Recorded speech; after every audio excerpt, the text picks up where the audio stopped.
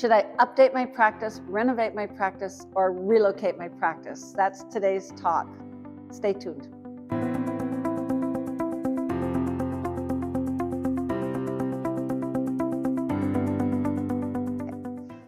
Hi, so I'm Janice Wheeler, and I thought I would talk to you today about those three topics. Should I update the look of my practice, or should I renovate the whole thing, or should I relocate it completely? So we'll take them up one at a time. I'm going to talk about should I update the look of my practice. It's the easiest one and the least expensive of the three options. So should I update the look of my practice? Now, there's many answers to that, as I've been in like hundreds of practices over the years. And there's things that date a practice. It can be the colors of your walls, could be like 1995, there was specific colors that were popular then. And, your chairs could be old style and kind of ratty looking and not colored nicely. You know what I mean? What you should do is you should walk into the front of your practice. First of all, look at the outside of it. What does it look like? Is your sign looking old? I've seen signs where the paint is coming off because they hand painted it and it's looking very tired. And I've seen windows where there's posters that are getting a little brown around the edges of them and so on. So have a look at that. Your sidewalk, does it need sweeping? I don't know. Talk to the landlord if you are renting about fixing the parking lot every 10 years or something. Anyway, so let's walk into the practice. Now that front door, is it clean? Does it squeak, creak? Walk in. If it's dirty on the floor, or you've got carpeting at all, like some people put down winter mats and they're dirty, and look at it as a new patient walking into your practice for the first time. What do they see? My pet ones are they see the reception desk with notes on the front. If you NSF your check, you owe us $25, or stuff like that. Like, those are not messages that you post in public. They're for the individual who did it. You talk to them. Do you have a fish tank? Is it kind of dirty? In fact, fish tanks have kind of gone out of style. That doesn't mean you can't have one. Like, I have one client who's a saltwater fan, like for tanks, and he has incredible fish in it. That's totally cool. Just keep them clean. Look at, your filing cabinets, your signage, everything. Just look at it and see, what could we make more modern? That looks a little old. What could we update? Make a list. And sometimes you have artwork that is kind of tired and old looking, and maybe you want to get something more colorful. There's local galleries around most places in towns and cities where they're selling painting. They often will put it on consignment in your office, and you could go and get a fresh one replacement every month or every 2 months. And they put the person who's selling it, there's little card saying, if you're interested in this painting, call here. Like simple, cheap. I'm looking at cheap, inexpensive ways. Now, past your reception area, you then get into the treatment areas of your practice. I have seen stunning wallpaper. One of our clients got me into this.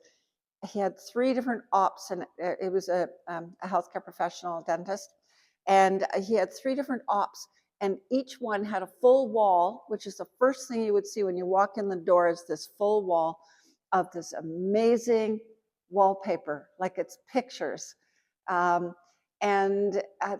People walk in, they go, oh, I want to be in the green room from now on, or I want to be in the purple room, because it's so cute. So these are things that you can look at that are not as expensive as moving or renovating. They're just updating your look. So when patients come in, they go, oh, he's keeping on the up and up, and he's staying current, and that sort of thing. Okay, good. So I think that's all I want to say on update. It's not expensive. Oh, I know, one more thing I wanted to say. Like, if you don't know what to do about it, bring a designer in and pay them like whatever they charge, $50 an hour or something for a couple of hours, and have them look at your practice and tell you what's possible. Okay, and they could give you a little report on it with some suggestions. It doesn't have to cost a lot. You might even pay, I'm thinking max $1,000 for a local design, interior designer to just tell you, here's where you can get some new stuff and what you should put up. Okay, good. So let's leave that topic. Now, okay, so your second option could be renovate. Now, Renovate is big. Renovate is not putting new artwork on the wall. Some of the people that I've met with and some of my clients have, bought a house, an old house in town, and they've made the rooms of the house be the treatment rooms. And sometimes they're really, really big, and you don't need that size, and it's a waste of space, and so on.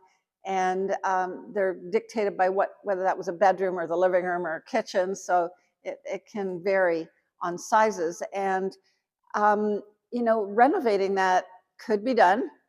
Like sometimes if you own the property and there's nowhere else really handy to move to, look at, should I shut down for a month and totally gut the place and renovate it? Like get the contractors all lined up so that bam, I've seen it done in 2 weeks flat, actually, in some practices, but to allow a little extra time.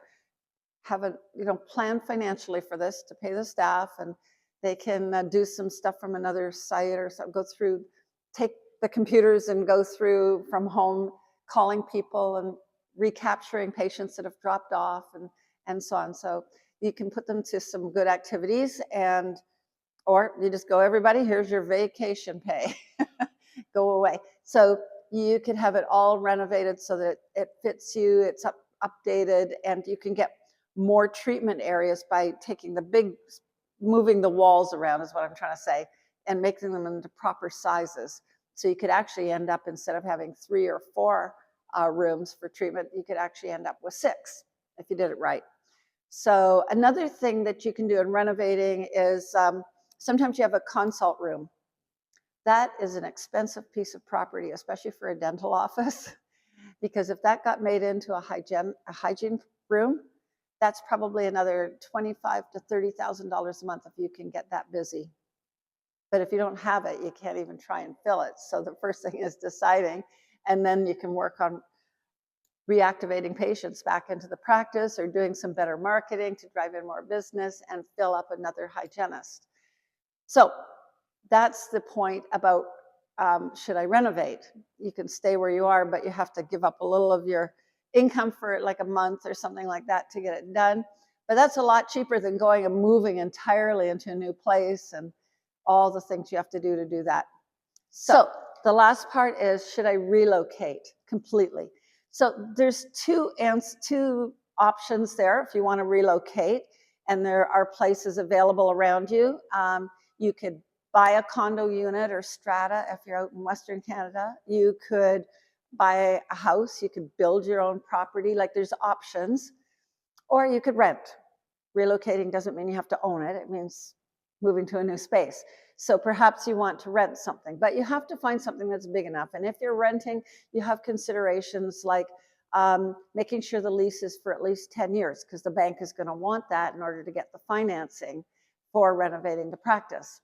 You want to make sure that you're taking on enough space for future expansion. Don't just take this little space, and hope that you stay the same size forever. That's a bad thing. We want to talk about expansion and growth if you want to make your practice valuable.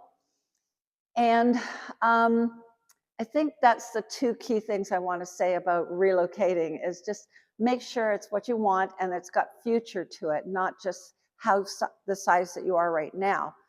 And make sure that you've figured out what all the finances are going to be. Like, do it as a whole project and map it all out to see if this is doable or not, because it does cost a lot.